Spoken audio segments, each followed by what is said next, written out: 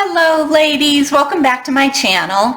So I got a note from one of the viewers and she said that the three main symptoms that she's having the most difficulty with in her transition into menopause are anxiety, insomnia, and weight gain, especially around her middle. So I'm going to address each of those. Today I'm going to tackle anxiety. So anxiety and depression are very common side effects of menopause. And as I had mentioned before, when our brain doesn't get the amount of estrogen that it's been used to, there are certain areas of the brain that really will start manifesting symptoms. And that includes anxiety and depression. That includes forgetfulness, brain fog, difficulty sleeping, anger, rage, all of these hot flashes, night sweats, all of these are neurological symptoms of not having enough estrogen in our brain because our ovaries have basically are going into retirement. So let's talk a little bit about anxiety. So what is anxiety? It's basically classified as a mental health issue. And usually people will experience a myriad of different symptoms. It's often confused with some sort of cardiovascular event, whether it's a heart attack or angina or something like that. And until you've ruled out that it's not cardiac, you should always get checked out by a doctor if you start to experiencing any of these for the first time. So these symptoms are shortness of breath, feeling a little bit dizzy. You may have a pounding heart with a kind of a relentless worrying going on in your mind. It's like you can't stop your mind, and it makes it difficult to concentrate on anything else other than just your panic or your anxiety. That can cause headaches, that can cause neck pain because your muscles are so tight. It causes restlessness, and it can literally come out of the blue. Now, if you have predisposing factors. For example, if before you ever started your transition into menopause, if you were having anxiety already, what you'll probably notice is an increase or kind of an uptick in the intensity of your symptoms. Also, if you experienced postpartum depression, you are considered at a little higher risk of developing anxiety and panic attacks during menopause. So it's very important to consider all of these different things, because having a strictly physical cause of anxiety, it happens, but it's pretty rare. Fluctuating hormones and hormones that are out of balance are one of those physical changes that can bring on anxiety, but most of the time it's one of a few different factors. So what are some other things? So for example, if you are experiencing distressing symptoms of menopause, just those symptoms alone, in addition to the hormonal fluctuations, can cause anxiety. And a lot of women who have had anxiety in the past before they started their transition into menopause often report that the severity and the intensity of their anxiety or their panic is off the charts compared to what they've ever experienced before. So it can be quite disruptive to a woman's life. It disrupts her relationships with her loved ones. It can cause issues at work. A lot of women will experience kind of a decrease in their performance with the compounding factor of anxiety, and they'll either leave their job on their own because it's just too much, or they'll lose their job. So all of these things are compounding on each other. And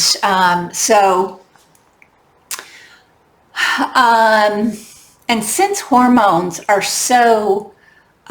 they're involved in everything, basically. They're involved in our reproduction.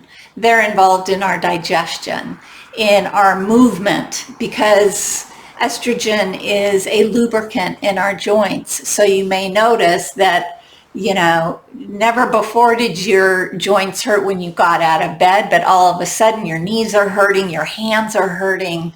And if you don't have a diagnosis of arthritis, it's probably just, depleted estrogen that is no longer providing the lubrication in our joints that it used to.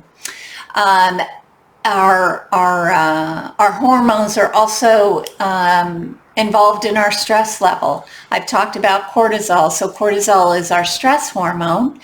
And when we are either in real danger or even just perceived danger based on our thoughts, we can jack up our cortisol level, which is one of our primary survival hormones.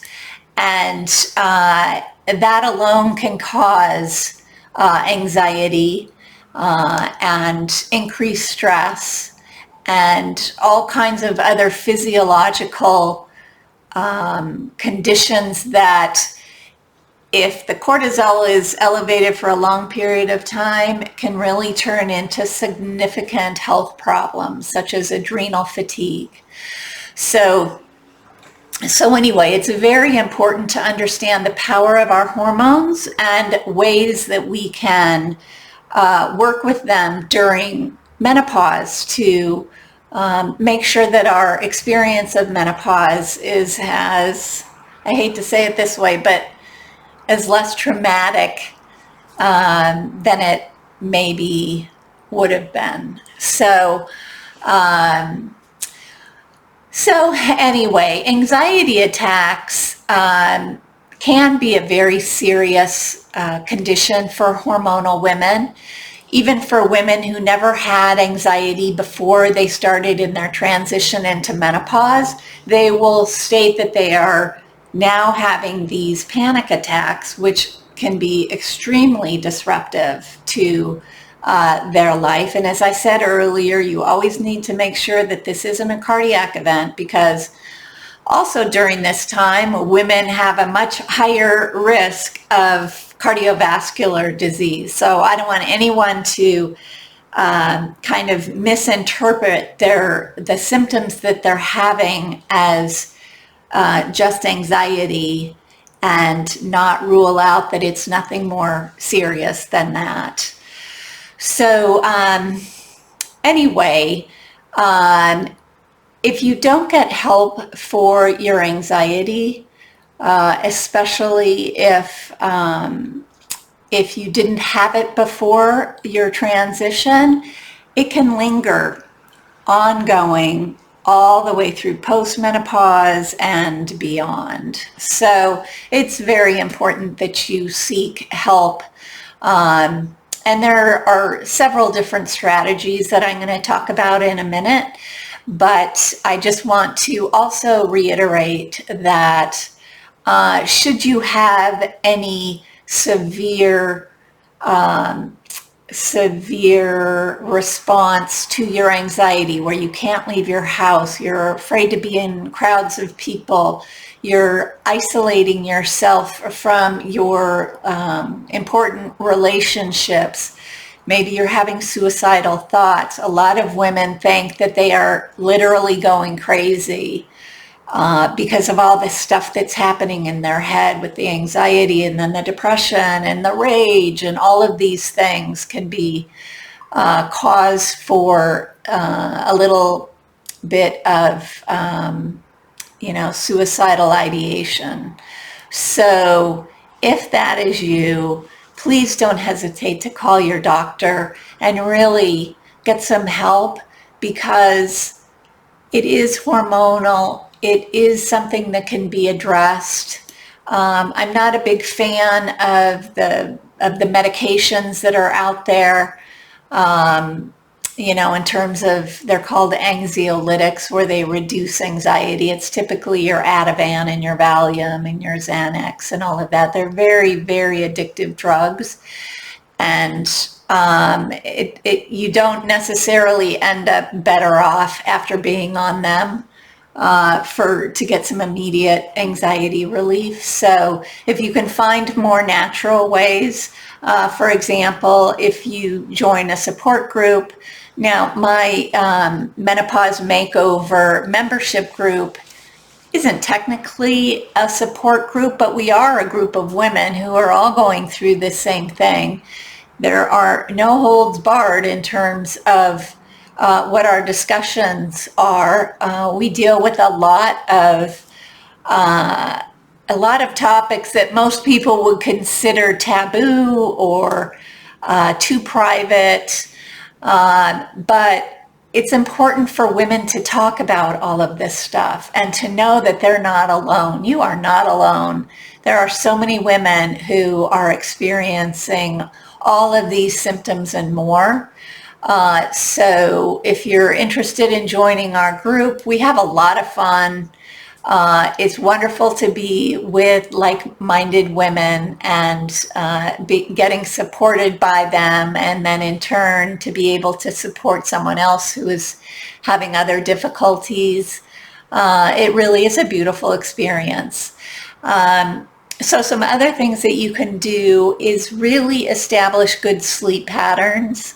There are a million, different articles that you can read if you just Google sleep hygiene, such as, keeping a cold environment, a very dark environment, going to bed at the same time, waking up at the same time, et cetera, et cetera. And then some other things you can practice are mindfulness, where you just kind of check in with your body when you feel like you're getting a little edgy, a little restless, a little anxious. And then you can practice different breathing techniques. There is a breathing technique that I use myself. It's where you take a breath in to a count of 4. You hold your breath for a count of 4. And then you exhale for a count of 4. And if you do that 4 times, you will feel your body start to melt a little bit and let go of that tension and that stress. You may also want to talk to your doctor about hormone replacement therapy. It can be a godsend. It's not for everybody, so you should talk to your doctor. And some other things you can do on your own are exercise every day, whether it's just getting outside and walking around the block or doing a minimum of 30 minutes a day. If you eat healthy, high amounts of sugar cause a lot of symptoms to be really exaggerated. Caffeine does the same thing. Alcohol does the same thing. Smoking cigarettes. You can make some minor lifestyle changes that will have a major impact on your experience of menopause. And then finally, be creative. It's like food for the soul when you're creative, and it can be in anything. It doesn't have to be painting or writing music. It can be cooking. It can be building sandcastles. It can be whatever you want it to be, just so that you can immerse yourself in something that's outside of you, and that when you finish and look at it, it brings you pleasure and you feel a sense of accomplishment. All of those things, when you practice them on a daily basis, it really can help you shift that anxiety into a more calm experience, a more calm experience of menopause, of life, of your job situation, of your home life, everything. So anyway, I hope that's helpful.